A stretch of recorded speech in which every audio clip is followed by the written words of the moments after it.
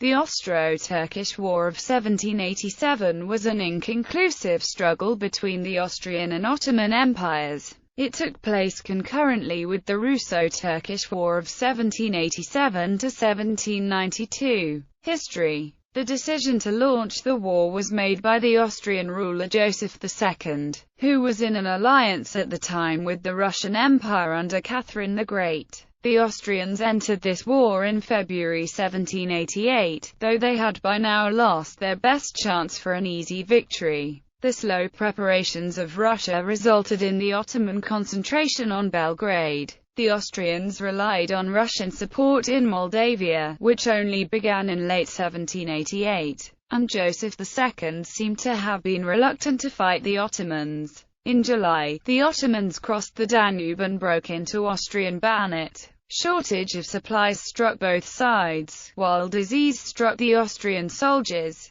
As many as 50,000 Serb refugees flooded across the Danube, causing logistical problems for the Austrians. In mid-August, Joseph II dispatched 20,400 soldiers into Banat. A Serbian Free Corps of 5,000 soldiers had been established in Banat, composed of refugees that had fled earlier conflicts in the Ottoman Empire. The Corps would fight for liberation of Serbia and unification under Habsburg rule. The Turks took the military initiative, driving back the Austrians from Mehadia and overrunning the Banat. Later on, the balance shifted toward Austria. The Turks were expelled from the Banat and Bosnia, and Belgrade was taken in a 3-week campaign by the aging Field Marshal Laudon. Habsburg-occupied Serbia was established. The Austrian army also decisively participated in the victories of Folksani and Rymnik under the overall command of Suvorov and Josias of Saxe-Coburg, conquered Bucharest. On the Turkish side, the war was a disaster, due not to the losses of land to Austria but to the territorial gains of Austria's ally Russia. See Russo-Turkish War. Emperor Leopold II, Joseph's successor, was compelled to end the war due to the threat of Prussian intervention in support of the Ottomans. In the final negotiated outcome at Sistova in Ottoman Bulgaria, Austria's gains were meager. Austria returned all the territory from its conquests save the small town of Orsova and a strip of land near the Bosnian-Croatian border, the home front in Austria. Within Austria the war was debilitating and unpopular. He adds that the morale of the cultural elite was severely eroded. Fears of conscription led many aristocratic families to leave Vienna, and there were widespread feelings of disillusionment with Emperor Joseph, a sense that he had betrayed the promise of an enlightened reform movement.